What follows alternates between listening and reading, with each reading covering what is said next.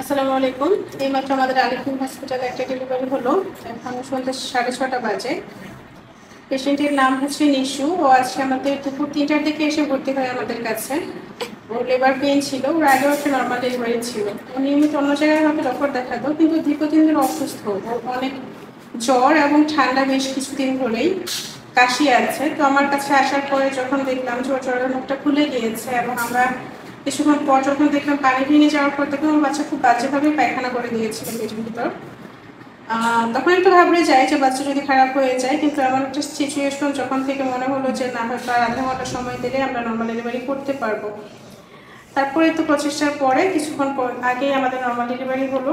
বাচ্চা পায়খানা করে দিলেও জন্মের সাথে সাথে আলহামদুলিল্লাহ কান্না করেছে, কোনো বিশেষ অসুবিধা হয়নি। মা বাচ্চা দুজনেই ভালো আছে। ওদের জন্য দোয়া করবেন।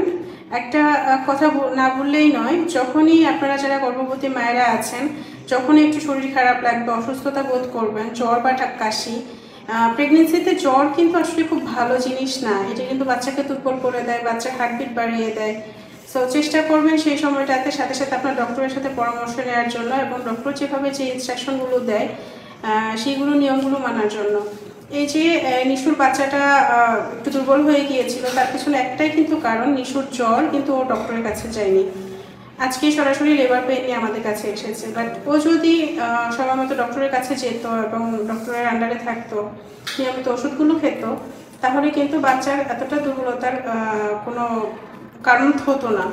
এটাই। ঠিক আছে, সবাই ভালো থাকবেন, মা বাচ্চার জন্য দোয়া করবেন। Thank you. আসসালামু আলাইকুম।